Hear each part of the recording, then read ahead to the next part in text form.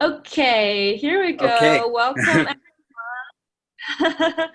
So today we're very excited. Mark's gonna present to you the third part of trilogy, which is a model that Disney used to create the beautiful Disneyland. So Mark is gonna take us through the journey to experience the secrets behind the Disney secrets. So very excited for today. Very cool. Thank you, Ariel. Yeah, it's the magic behind the magic, as you say. Yeah. So yeah. So the first part we did was actually we started with the third part. So Disney had a model of how he created things, and when you see a Disney movie or you go to Disneyland or Disney World or anything related to Disney, any of their products or services or events, they all have a similar feel to them, and you might not always know exactly what it is, but you can tell it's Disney, and it's because of a formula, a strategy that they used. So many years ago, Robert Dilts created a book called Strategies of Genius, and he modeled people, even though they weren't still actually living. He looked at how they created things historically, and then came up with a generic model of how they did it, because he's just a master at modeling the processes that people go through. So that's really the basis of how NLP started, was modeling excellence and finding someone that could do something really well, and then extracting how they did it, creating a model of that, and then being able to install that or utilize the model, the context of how they created. So, Disney created some pretty wonderful things and is still creating some wonderful things. Even long after he's actually gone, the company carries on with the same model. So there's three main parts to the model. There's the dreamer, which is basically a room of pure creativity. There is no critique allowed in that room. There's no comments allowed. It's just every idea is a great idea, and it's just an idea, and just keep coming up with idea after idea. It's just dream big, free-flowing ideas. Whatever you come up with, just capture it some way, somehow, either draw it or, write it out or make a video or something to just capture the idea. And this room is really, and it might not actually be a physical room, but it's more like a concept that you're in a space of creating. And when you do that, the ideas, you get in this flow, you get in this free flow ideas. You create one idea, and then you kind of mastermind another idea. And this is really the power behind a lot of masterminds, is when you have a group of people and they keep coming up with good idea, it just really starts to expand the amount of ideas that come up, because it creates that energy of creating. So that's really the first step in the model. The second step in the model is the realist. So the realist will go into the creative room and, without saying anything, look around and maybe ask a question, which idea is this? And when he sees something that kind of sparks his interest, he'll grab it and walk out of that room, and then say, okay, so what is this? And they'll say, well, it's this mountain, but built inside of it is a roller coaster, and it's got all these different, facets to it, and it looks like it's from Switzerland, and Magic Mountain or the Matterhorn or whatever comes of that. So they'll explain generally what the dream is. Then the realist's part in this is to say, okay, so let's say this is possible. What's the first step we need to take? The second step, the third step?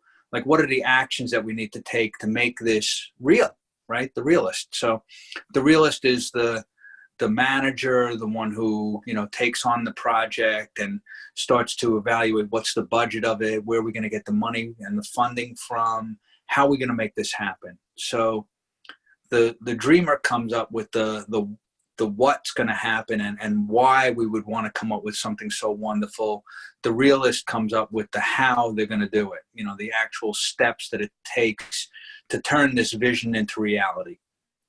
And then the third part, which, we always kid around, is kind of like this back room underneath the steps in the dark part of the warehouse is this little closet. And in there is the editor, so to say, or what Robert Dilts called the critic.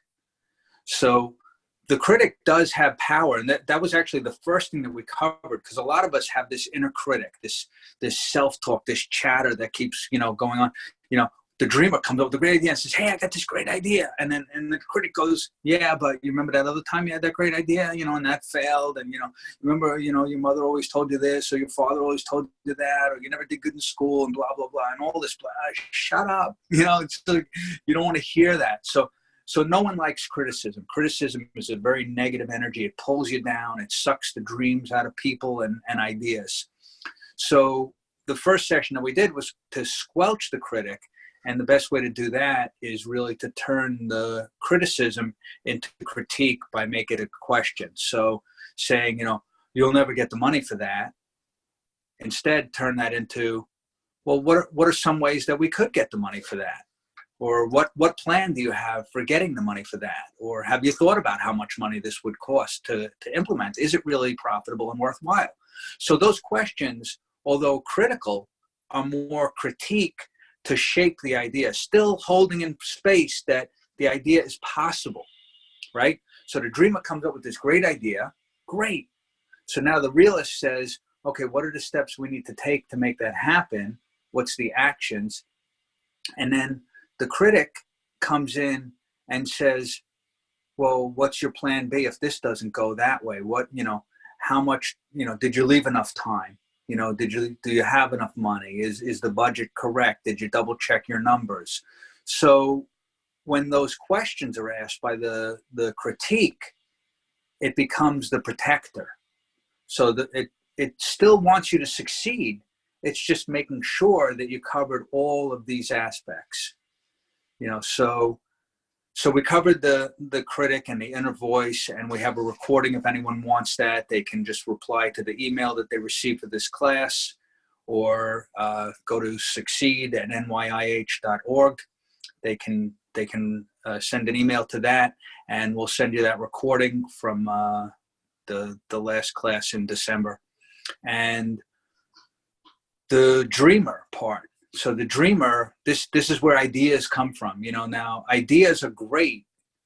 The whole thing is a lot of people come up with an idea and then they allow the critic in the room. So the point is to allow the dreamer to have those free-flowing ideas, to be in that space of creativity, and to keep out of any negative energy and just have it a very positive thing. There's no bad ideas. There's no good ideas. There's just ideas. And you just allow those ideas to just keep free-flowing until you gather up enough of them that you can take one or two of those and start to evaluate them, but in a different space. Mm-hmm. So that's really what we come to today, and I use this metaphor of 3 frogs sitting on a log on a hot summer day, right? So right next to that log is a cool, clear pond. And, one of the frogs decides, he can't take the heat anymore. That's it. I made a decision. I'm jumping in that pond. I got this great idea. Here I am, hot, drying out on this log. And right next to us is this cool, clear pond. I made a decision. I'm jumping in. So the question is now, how many frogs are left on the log? Russell, what do you think? How many frogs? Well, I would say 3 because he hasn't actually jumped in yet. Right, exactly. You've heard this before, I'm guessing. Maybe, I don't know, or that's very intuitive of you. Really cool. But yes, in fact, there are still 3 frogs left on the log. Okay, and what has to happen is they have to take action. I've sent out emails to people and say, your dreams will never come true if you don't do this one thing. And that one thing is quite simply taking action, right? If you don't take action, nothing is going to happen. That makes sense? Right. Right. So it's the action that makes things happen. So we have a process that we go through in our mind, that we kind of program our mind. We learn stuff about things. We come up with ideas. We bounce ideas off other people. And over the years, we develop beliefs over what's possible and what's not possible. So, are we capable of that or not? And even if something's impossible, if it's important enough to us, we kind of look at the way to make it possible. Most of the greatest inventions out there were deemed impossible, but they made it happen anyhow because it was important enough. So when it's important enough, we start to develop those beliefs that, yeah, this is important and I'm going to make it happen. And we develop this attitude of, yes, this is important and I want to do this and I'm excited about it. I got this dream. I've latched onto it. And then really you bring up these feelings inside of you that become the catalyst for those attitudes. And it's really that feeling that leads you to take, and it determines what actions you will take and you won't take. If you think something is going to make you feel good, you're more likely to do it. If you think something's going to make you feel bad or create pain in your life, you're more likely to avoid that. So these are the motivating factors behind the actions that we take or avoid, right? So if someone has a great and wonderful dream and they bring it to the realist, and the realist says, these are the steps that you need to take. So this frog comes up with a great dream and he says, hey, it's a hot summer day and it would be great to be in cool, clear water right now. There's the cool, clear water. All I need to do is hop off the log in this direction. And it's really only one action step that he needs to take to make that happen. Okay. And then success, right? But if he doesn't believe that he could make it in one jump, or that he's going to crash on the rocks, or that maybe the water's not really that cool, or maybe, he doesn't know how to swim well enough to survive the jump, or starts to come up with all these negative thoughts, then he's probably not going to take that action, no matter how wonderful of an idea it is.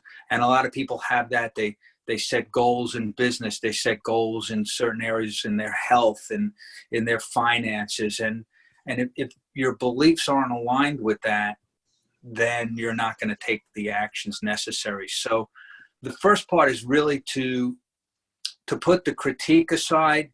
And even once you take the dream and you say, this is what I'm focusing on, this is important, then to fully explore that with the realist and say, what are the actual steps that it takes, short-term, mid-term, and long-term, to make this happen.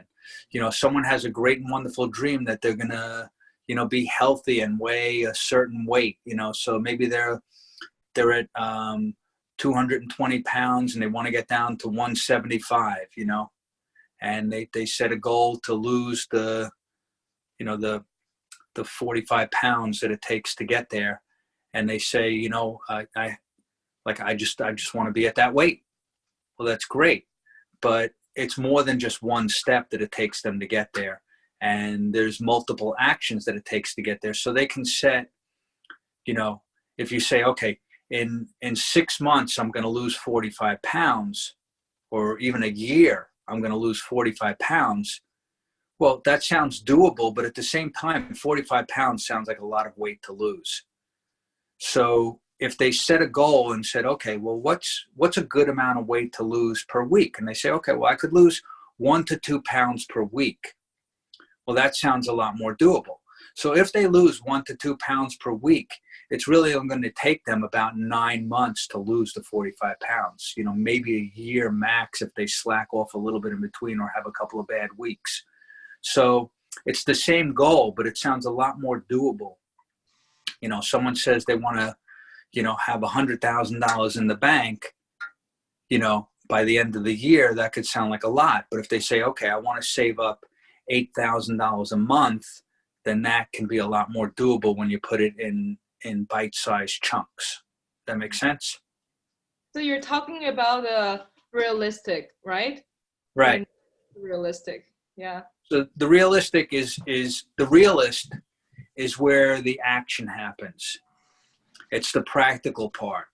It's the management part of the dream. So there's the dream, the great idea, right?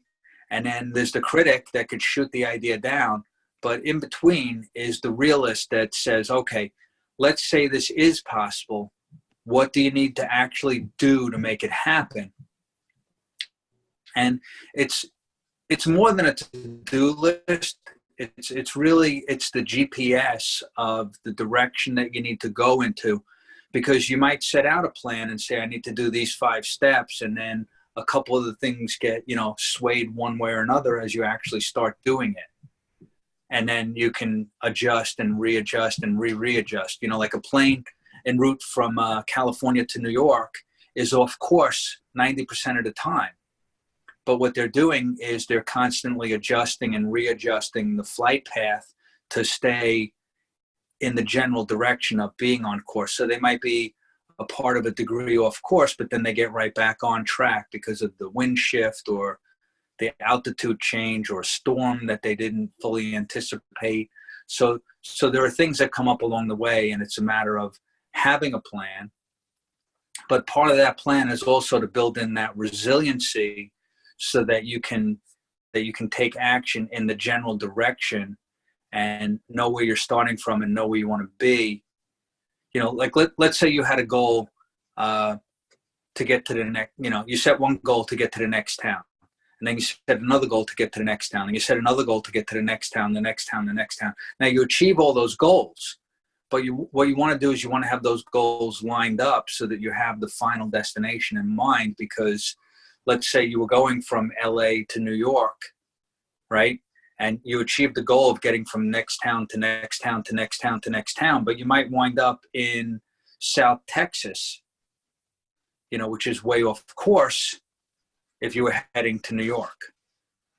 And the whole thing is to not just have those mini goals, the doable goals, but to have those doable goals aligned with the bigger picture. So that's where the dream, that's where the vision is important in aligning the purpose, and then to create a plan that's comprehensive with short-term goals, mid-term goals, and long-term goals that you can kind of evaluate that you're on track with that. So that's why I thought this was important to do at the beginning of the year, because everyone comes up with this great and wonderful resolution, you know, but what they don't always do is come up with all of the actionable steps that it takes. Like, what do they actually have to do to accomplish that? And then how are they going to keep themselves on track on a daily basis or a weekly basis even, to make sure that they keep taking those actions? Yeah, at first there's that motivation, that enthusiasm to make it happen. But how do they stay on track with that? So have you set a goal? Have either of you set a goal that, you know, that and you find yourself staying on track? Like, how do you stay on track on your goals? How I stayed track of my goal, I'm just very focused. I continue doing it until it's done. Sometimes it takes a week, sometimes it takes a year. But you figure you take little bites at a time, and sooner or later, it's gonna get done. Right. So how do you keep yourself focused on that? Like, what process do you use to keep yourself on focus? Reminders. Okay. I keep a task list. Okay. So you have a task list. Is that a written list on paper? Is it a list on your computer? Is it a list on my computer? So it's on my computer, my phone, my tablet. Okay. Very cool. You know, some people, you know, I know a lot of different people that follow things with the law of attraction. They create vision boards, you know, that's in a very prominent spot that keeps it in front of them. But even a vision board, it's more the end result, right? Right. Instead of the actionable steps that it takes. So I think that task list is probably a little bit better. And, you know, and to just keep that in the forefront of your mind. And like you said, to stay focused on it. When you stay focused on it and you're mindful of it, and then you can look at it and say, am I doing this or not? You know, it could be, you know, like for myself, I have a morning ritual. And my morning ritual is what sets up my whole day. You know, and I have enough resiliency that if I can't do my morning ritual, I have, you know, other ways of catching myself to get myself on track. But when I do that morning ritual, I get energized, I'm motivated, and I follow the sequence that just kind of like propels me into my day. And I start to create my day rather than react to what's going on around me. Whereas if I don't do the morning ritual, sometimes I can get thrown off track more easily because I'm not as centered, I'm not as energized, and my attitude's not there, you know? So So the one thing that we want to do is we want to program ourselves, to have that right attitude, to bring up the right feelings that catalyze those actions. And it keeps us motivated to stay focused on the tasks at hand. Because some of the tasks, on the goals that you have, Russell, is every task that you have enjoyable to you? No, absolutely not. Right. So what makes it that you do it anyhow, even though the task itself might not seem enjoyable? Because of the need. You realize the need, you realize the outcome is better than not doing it. Right. So you realize that in taking that action, that you'll get the result that you want. So Right. you focus on the results, and as a result, you realize that you need to take that action. Exactly. So it's kind of like reverse engineering it, starting with the end result in mind, and then you can kind of step back along that. So, that's one of the processes that I guide people through in this, is to take a moment and think about something that you want to accomplish in a year from now. Right. And then, so do you have a goal in mind? I'll work with it for some content, and then I'll illustrate the process from that. Well, one goal is to actually, right now I'm fixing medical equipment. So one of the end goals is to move out of the medical equipment and move into, I have a program that I'm doing, which is called overages, which helps people with foreclosures. And then I have another thing that I'm also doing is I had an engineering company, and I like the engineering. So we engineered stuff, manufactured it, and sold it. Right. So okay. So what's a goal with one of those that you would want to accomplish, let's say by the end of 2020? Well, the end of 2020, let's say with the engineering thing, to actually have funded and running a unit that's either being in the process of being designed. I guess that would be really it. Because some of the designs we may be able to do in a couple of months of the ideas, and some of the designs will take more than a year to build. Okay. But you need funding, you need business plans, you need a lot of stuff. Okay. So certainly within a year from now, by the end of 2020, if you stayed on track with all of the tasks that you need to do, and you were actively involved in creating that momentum, certainly there would be a degree of progress by the end of 2020, right? Right. Okay. So what I want you to do, and anyone listening can do this with whatever goal you have. So just take a moment and think about your goal, your vision of where you're heading, and an aspect of that is maybe even a stretch, but certainly doable within about a year from now, by the end of 2020. And what I find is most people can accomplish more within the year, less within a couple of days or a week, but more within a year of what they plan on doing. But let's start a year out. And what I want you to do is go, figure you have this goal that by the end of 2020, you'll be at a certain degree of, this engineering business and having some of these projects and the funding in place for that. Now imagine it's the 2nd of January in 2021. Right. So you're just beyond that. You've accomplished that goal. It's like a day or 2 days after you've accomplished that goal, and just take a moment and close your eyes and just imagine it's a day or 2 days after you've accomplished that 1 year goal that you set for yourself. Right. You notice where you're at with that.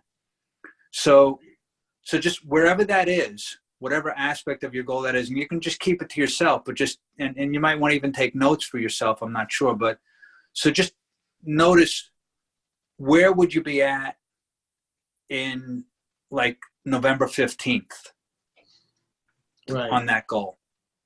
Like if you fully accomplished all of that by January 2nd of 2021, where would you be November 15th of 2020? And just kind of like think about, what percentage of that would be done. Because sometimes the progress is not always directly proportional to the amount of time. Like there might be certain things that happen really quick up front and then take longer time in the middle and then quick at the end. Or there's some things that might take a long while to get momentum, but at the end they all kind of come together really quick once all the elements are in place. So whatever that is, just imagine with this particular goal for yourself that at November 15th of 2020, where are you at with that goal? Just keep that in mind. All right. And then I want you to think back to like around September 1st, like around Labor Day. You know, where would you need to be at, or where would you most likely be at around Labor Day to have gotten to that point on January 2nd, 2021 with whatever goal you have? Yeah, well, there's a lot of steps involved. I've got to go through, I've got to write up a business plan. I've got to meet with people to get funding and then hand them the business plans and figure out courses of action for that. And then you got to start the fundraising. And then once you've got the funds in place, then you can start assembling the team and start working on the project. Right. So just notice by about Labor Day, where you'd be at in that process. And if you have an idea, you can share it. If not, you can just kind of imagine in your mind or just, try and, think about this after we're done with this and really write out a timeline of how long it's, each first part step is writing out the timeline. Exactly. Right. All the steps in the timeline. Right. So all the sequence of events that need to take place, but what I want you to do is kind of reverse engineer it. So you're looking at everything was accomplished by January 2nd, 2021. Right? Right. It's actually the day or 2 days after it was all accomplished. And then what you want to do is look back at what had to have happened in what time frame in order for that to be true. So you're starting with that belief by imagining it that it's the day after it happened, right? Notice how you're feeling the day after it happened. Like you set out like a year ago to accomplish this, and now here it is a year and a day or two later, and you did it, right? You did it. So just notice how you're feeling. Notice where you'd feel that in your body, how it feels, right? And then think about, going back to, okay, so this, I've done this and I can feel it and I've accomplished it and this is great. And where was I at in, when I look back in November of 2020, and where was I at September 1st around Labor Day of 2020, and where was I at, to be this far along and having accomplished that first major part of it in a year, where was I at by around July of 2020? July 4th, let's say, momentous calendar date, let's say in America. Right. So like around July 4th, where would you be at? Looking at it that you're done at the end of the year. So looking back just past the midpoint of the year around July 4th, where were you at that point? How much of the planning was done? How much of the funding was in place by that point? How much progress did you make on setting up the manufacturing so far? Right? Yeah. And then the first half is getting the funding and all that in place and the business plans. And then the second half is actually assembling the team and starting the progress. Right. So when you're looking at it from the point of view of having accomplished it all by the end of the year, and you look back to July 4th, how much of that was in place so far? Well, by July 4th, you'd have to be actually assembling the team. Right. Okay.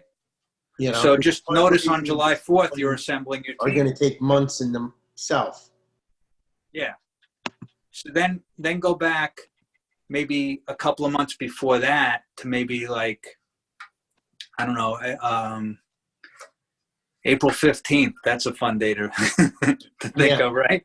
So, in America, that's tax day, right? So go back to like April 15th, which is a prominent calendar date again. And, you can create like multiple timelines. So there's one timeline of all these events that will happen, right? April 15th will happen. Tax day will happen. on or around April 15th. They made it, it's not always April 15th. It's the next business day after that. So I'm not sure where that falls this year, but so think on or around April 15th, on or around July 4th, on or around Labor Day, you know, so these are events on a calendar that are already marked out on everybody's calendar in America, at least, you know. So now think of your timeline that you're kind of overlaying on this, of your progress, right? So this kind of gives you a set of benchmarks, like a constant, and then your constant of what you're installing into this timeline for your accomplishments. Now, so just notice where you'd be at on the level of, you know, where would you be at with your planning? Where would you be at with the funding? Where would you be at with, you know, starting to assemble a team, looking into the right people? You know, where would you be at on or around April 15th, you know, in about 3-4 months from now. Right. Right.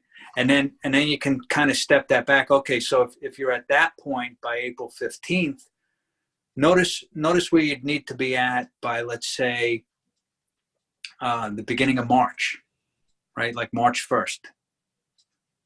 You know, where would you be at by March 1st? And then you can kind of step that back and say, okay, so let's say by February 12th, right? I think is that President's Day? I'm not sure. So yeah. February, one of them. I think Abraham Lincoln's birthday is considered on February 12th. So you know, February 12th, you know, where would you be at by that point? That's about 3 weeks from now, right? So think about how much you would need to get done in those 3 weeks from the perspective of, you know, it's January 2nd, 2021, and you're looking back in time, you know, and you see what you accomplished by November 15th. You see what you had done by Labor Day. You see what you had done by July 4th. You see what you had done by April 15th. And then you see what you had done by February 12th, right? By March 1st and then February 12th, right? And then you could look back to, you know, okay, so based on all that, what would you get done by the end of this week? So like by next, I'll give you till next Friday, right? So, Right. So let's say the 24th, next Friday's the 24th, I think, right? So Yeah, goes quick. So what would you get done? What would you need to get done, or what could you get done by January 24th to stay on track with this plan? That's what you want to be looking at. So, you know, and then in order to get that done by January 24th, you know, what would you need to do each day, right? So coming back to your daily task list that you're focused on, right? What would you need to do? Like what could you do tonight even? You know, or certainly tomorrow morning. What would you do tomorrow morning? Or like right after you listen to this, what's the first thing that you could do that would get the most momentum? That's a task that you can do right now. You don't need anything else. You already have everything that you need to do this first step. So that's what I want you to really focus on. What's the first step that you need to take, right? For the frog, it was, you know, after he made the decision, it was actually like, you know, coiling his legs back and then jumping into the lake, you know. So you take that first jump, that leap of faith, so to say, or as my friend Cal says, you know, fire, ready, aim, you know. It's like the old cliche was ready, aim, fire. And then Michael Masterson played with that and came up with a book a couple of years ago, well, probably 10 years ago, at least at this point, that was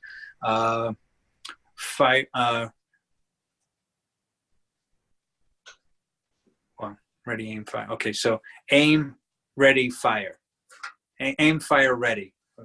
I forget how, I'm sorry, I messed that up. Whoa! Okay, see, I'm not perfect. So anyhow, but my friend Cal has the expression fire, ready, aim. So it's like, you know, what's something you could just do, you know, without even really thinking about it. It's just like, hey, it'll get something moving, you know, and then you can steer it, you know, but take some action right away. You know, Tony Robbins says, never leave the scene of setting a goal without taking some sort of action towards that. You know, right in the moment when you got this great idea, and the realist just laid out a plan of everything you need to do and the sequence of how that's going to lay out over a baseline calendar of exactly how it's going to happen. And it's doable. It's realistic. You can make every one of those things happen because in your mind, you already played it out, looking at it from having the end result. And then you look back to the present moment now, and you just take some action, the very first step that it needs to get that going. And then once you take that step, it creates the momentum. And then you can take the next step and the next step. But usually for most people, it's breaking that meniscus, so to say, and taking that first action step and having a plan. You know, once you take that first action step, you have a plan, you have a dream. And then you created a plan to make that dream real. And then you take the first action step. Now you're doing it, right? You know what this does to the critic? It quiets the critic, because the critic was counting on you not taking that first step and having this dream go to the wayside like many other dreams for many other people. But this time is different, because this time you're going to prove yourself right by taking that first action step. And then from there, you can take the next action step and the next action step and the next action step, right? So remember what I said in the beginning is you don't get any results unless you do this one thing. But the one thing is really many things, but it's the same thing. It's taking an action step. As long as every day you're taking the best possible action step that you can take in that day, and you keep your focus on the end result of where you're going to be by January 2nd, 2021, and it's all aligned with that timeline that you laid out, and you can track your progress, right? The cool thing is once you lay out that timeline and the more detail you put into it, you don't necessarily need to look at it on a daily basis. You just need to keep taking the action on a daily basis.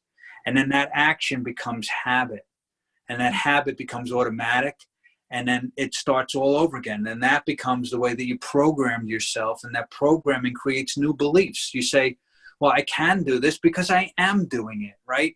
And when you are doing it, the proof is in the action that you're taking, right? So then you start to believe it. You say, well, I always knew I could do this. I always knew I would do this, but now I'm actually doing it. So I program myself to do it, to create these habits, to make it automatic. And then you just get this feeling like, hey, I've got momentum, right? You know, how does it feel when you set a goal and you do nothing on it? Not good. Not good, right? But Yeah. how does it feel when you set a goal and you take 1 and then 2 and then 3 and then 5 and then 10 actions towards that goal? How much more motivated do you get when you're taking actions on your goal? Oh, yeah, you're much more motivated. Yeah, you create momentum. And then other people around you. I mean, I remember I had a sales and marketing business, right? And I walked in, I needed to pick up some art supplies, right? Just like walk into a random art store. And the guy who owns the store, who I kind of knew like very casually, like I've been in the store, and he knew my face, I knew his face. But this one day he walks in, and a friend of mine had just reached a level of success in his business that he quit his day job, right? And he went full time into his business, and I was coaching this guy. So I was like really excited about it. And I saw his progress. I saw where he started from. And, you know, I walk into this just random art supply store that I'd been in many times before. And, you know, the guy asked, how you doing? And I said, fantastic, right? And he's like, whoa, you know, like the energy of what I was doing and the momentum that I had. And I was reading a lot of positive books that were just kind of building up this positive energy in me. But then, you know, having that come to fruition by actually coaching someone through those books that I was reading and the actions that I was taking and the people of success that I had modeled, and then having that come through with one of my first clients that succeeded. And then being in the art supply store, it just came out. It was a natural enthusiasm that I had. And the guy's like, whoa, what are you doing that makes your day fantastic? You know, like, I'm having a good day. It's okay. It's a holiday weekend coming up, and I'm happy about that, you know, like, and he's a pretty happy guy, but like, he wouldn't say his day was fantastic, and it's like, Right. it's just a word, but that word has an energy to it. And what he was picking up was more of my attitude, right? And he wanted to know, okay, well, what made your day so fantastic? And he got curious. And I told him all about my coaching client that it was Labor Day, ironically, and he was retiring from his day job, so no longer would he have to labor. And he, you still have to work in your own business, but it was different. He wasn't laboring for someone else's dream. It's something that you want to He pursue. worked so hard for his passion. And what happened was the art supply owner, right? The owner of the art supply store caught my enthusiasm, and he said, "Can you help me?" Right? I already have my own business, but I'm not excited about it. I love this business, but I just lost my enthusiasm about it. And then I started working with him, and I coached him, and I got him to rejuvenate his dream about his business. And he became excited about his business, and he expanded it, and he added new classes, and he just like a whole resurgence. And it, in a day and age of mom and pop art stores falling way to like, these big, chain, art supply stores, he's surviving and thriving in this marketplace, Right. and, I wasn't expecting him to be a client. He wasn't expecting me to come in and start coaching him. I was just going in there to buy a couple of, like maybe $20 of art supplies, paper and some sketch pads and, some different markers and stuff like that. And some boards that I was using for presentations that I was doing, but I'd rather go to a mom and pop store and support local businesses. And, he just got caught up in that energy of the enthusiasm, of the momentum of what I was creating, years ago, I had, I was in my office one day and I was like, I need more clients to go through my Design the Ultimate You program, which is based upon the philosophies in Think and Grow Rich, Right. And I was looking at the book Think and Grow Rich on my desk, and I said, I need more people. I need probably like 2 more clients, and that'll fill my schedule up. And within an hour after I said that, someone walks in, and I had it it was a storefront, but it wasn't really a retail store. Obviously, it was more of an office. But I had someone walk in and ask me, did I ever read the book Think and Grow Rich? And he wanted to go through a program that was kind of aligned with that way of thinking. And I did a consultation with him on the spot, and he signed up for my program right then and there. And before the end of the day, I think maybe about 2 hours later, someone else walked in and asked the same thing, and boom, I got my 2 clients, because I put that momentum out there. I put that energy out there. I could see myself filling those 2 spots, and I knew exactly what I needed to do. I needed to fill those 2 spots, and I knew exactly what my client was and what their mindset and their attitude was and what they were looking for. And those exact clients came in. So that's pure attraction from the law of attraction. But it's the momentum of your energy. And when you have a goal, when you have a vision of what you want to accomplish, and you can see yourself the day after accomplishing a major part of that, maybe a 1-year milestone, or maybe it's a certain set of actions or an actual finished product, let's say. But you see yourself the day after that and how you're feeling, and then bring that energy all the way back to now through that process that I just guided you through. You can have that attitude, because the feeling you can get right away, right? Yes. That feeling of, January 2nd, 2021, that feeling that you had when you accomplished all of those things in the year, that's what you want to keep. You want to keep that feeling, and notice where you have that feeling within you, right? Yep. And then that, coupled with the momentum of taking the actions, compounds that feeling, so that by the time you get there, it'll be an even greater feeling than you have now. Make sense? It makes sense. One of the way to work with procrastination, right? That people feel like, oh, it's just beginning of the year. I have the whole year to do this. Why don't I just wait until next week? Why don't I start next month? But because like once we set a goal, in a year, and then we kind of start looking back, and then boom, like you realize, oh, I don't actually have that much time. I better get this thing done, otherwise I'm going nowhere. Like it's kind of like brings the momentum now, which, you know, destroys procrastination. Really cool. Right. So when you know, using NLP terminology, when you chunk it down to smaller and smaller steps, now you can create that, you know, sort of motivation that I got to get this step done by the end of the day tomorrow. You know, or I got to get these set of steps done by the end of the week. And you set those outcomes for yourself that are the smaller parts of the big picture, but you create that sense of urgency there's no time to procrastinate on those. You have to take action on it now, otherwise you won't get all those things done by the end of the day tomorrow, or the end of the day, you know, the end of the week. You know what I'm saying? So cool. So any questions, comments, learnings, takeaways, things I need to know? I guess for me, like beginning of this year, last year, I set a goal. I said I want to start a nonprofit. Like I know I want to work with female only. I want to make it a group, like a nonprofit.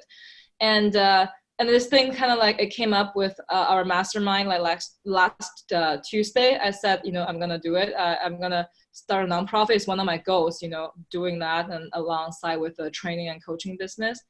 And then, so next day, like the first thing I did was open up my computer, and then I started a group. It's right away. Like, yeah.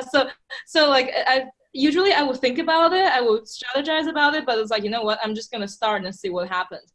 So last Wednesday I started a group, and then now it's about a week. I already have 130 members in the group. Like, I guess once you start, and then, you know, every day I nurture the group. I plant the seed, I water it, I do posting, I do videos, I do sharing. And then people just start inviting each other. and then I guess because it was started so early in the year, I guess with this momentum, by the end of this year, I probably would have like, you know, 500, 600 people in the group, like naturally just organic growth. But if I didn't like, you know, just open my computer, started, instead of if I still keep thinking about it for another 2 weeks, you know, 3 weeks or 2 months, 3 months, that's a momentum getting lost. And then that's when the critique come in that they're like, are you sure you can do this? You never done this before. Are you sure you can lead a nonprofit group, you know? And then that's when I would get destroyed by my own voice. But because I just personally acted so quickly without giving the critique even a chance to say anything. Now it's already right. Well, that's the surest way to bypass the critic, is to just take action. Don't give them a chance to say a word in the middle, you know? Like, no, I got this.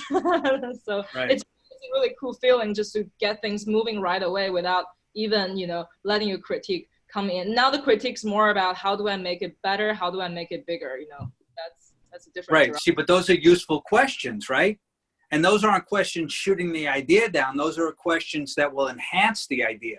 And you have this momentum right now. I can feel your energy, just like your enthusiasm about this project, because you took the action, then you took another action and another action, and you created that momentum. That momentum builds more momentum, and it gives you the feeling of taking action, makes you feel proud of yourself that, hey, I had this idea and I acted on it, right? So you proved yourself right?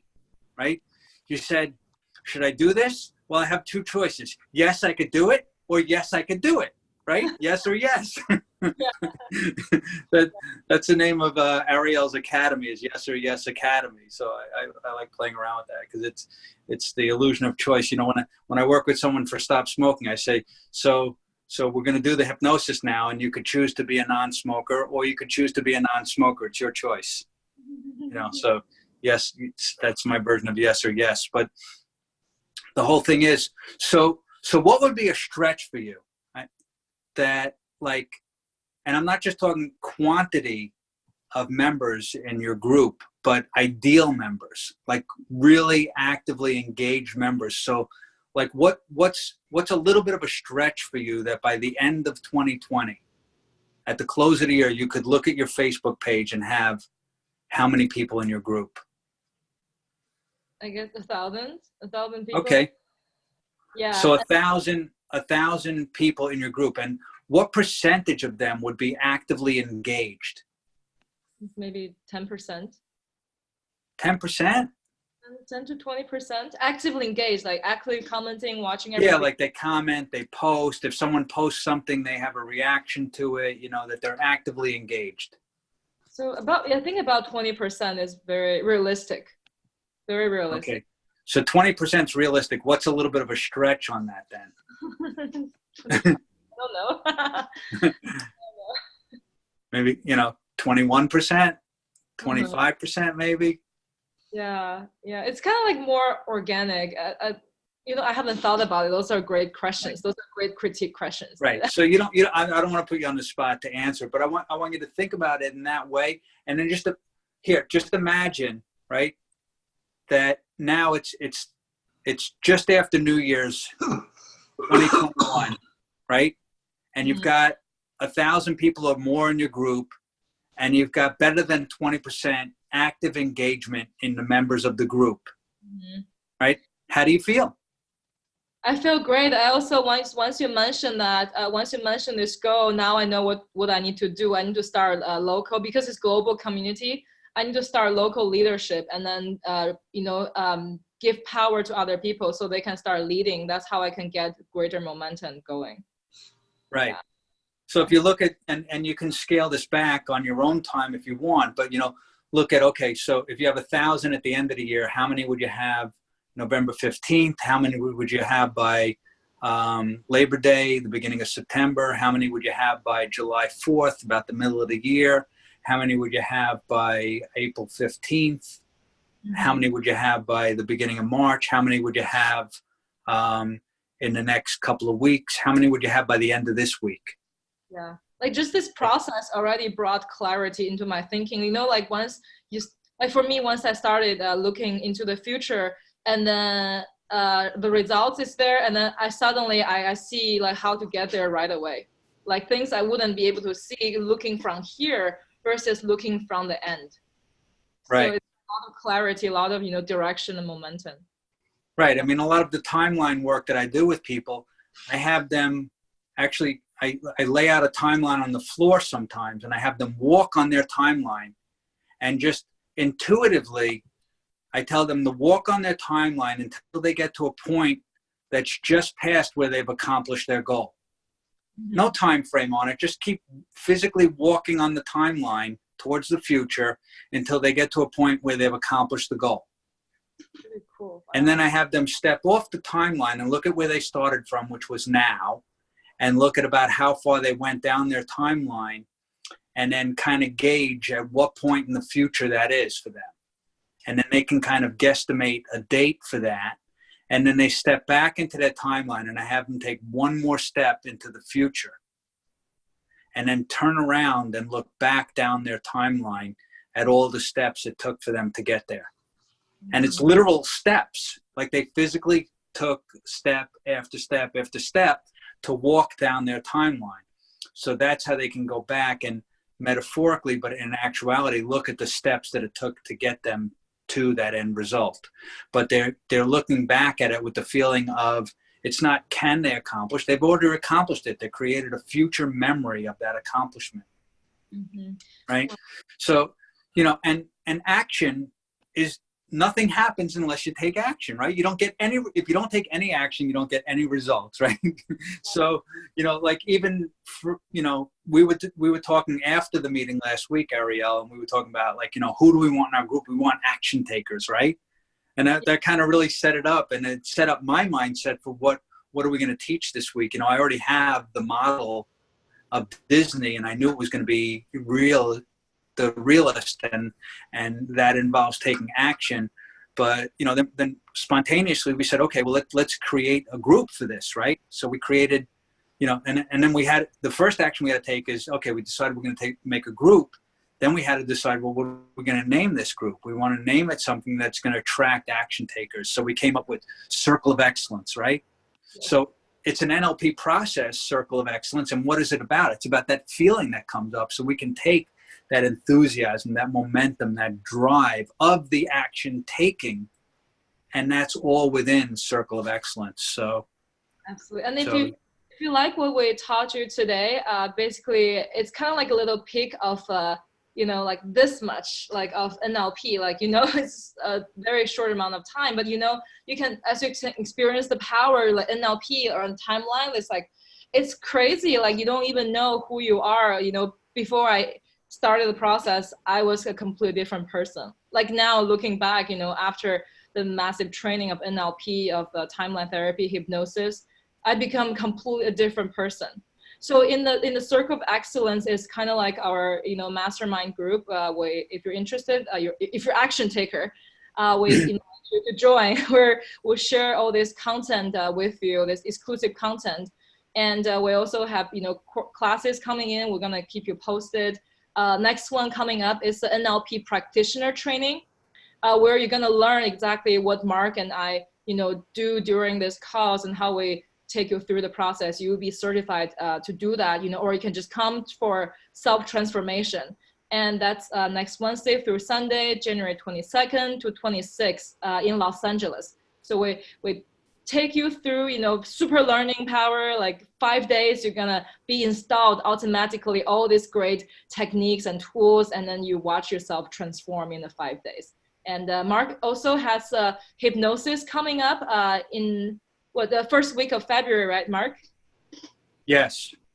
Yeah, February 3rd, I think it starts, and then it runs every evening that week.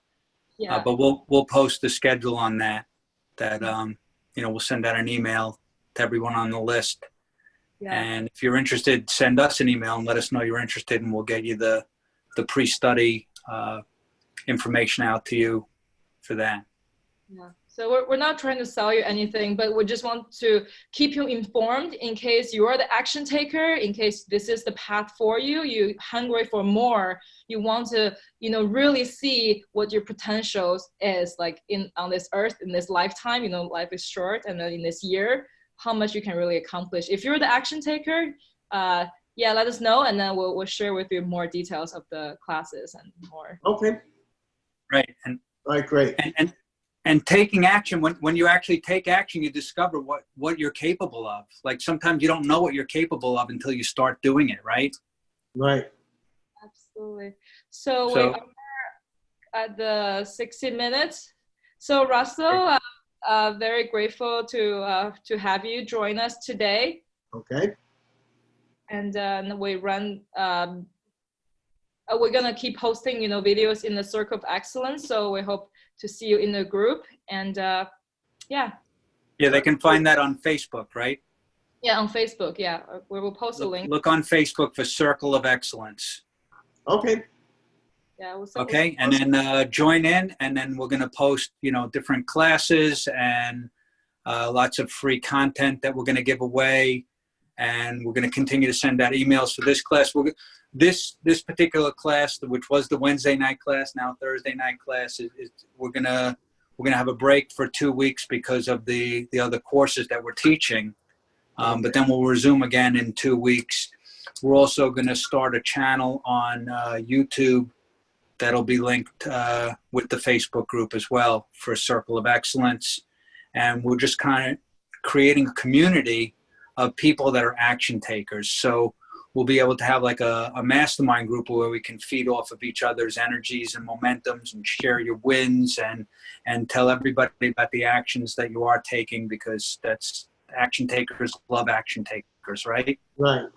And if you have any area in life that you need more support with, also feel free to, you know, comment, let us know, because it's more interactive, so we can make the videos geared towards your needs, so everyone finds value in it. Yeah. All right, great. Great. Thank you. All right, thank you. Well, thank you all for your time. I'm so grateful you're here and watching this and benefiting from this learning. Ideally, put it into action now. Yeah. Okay.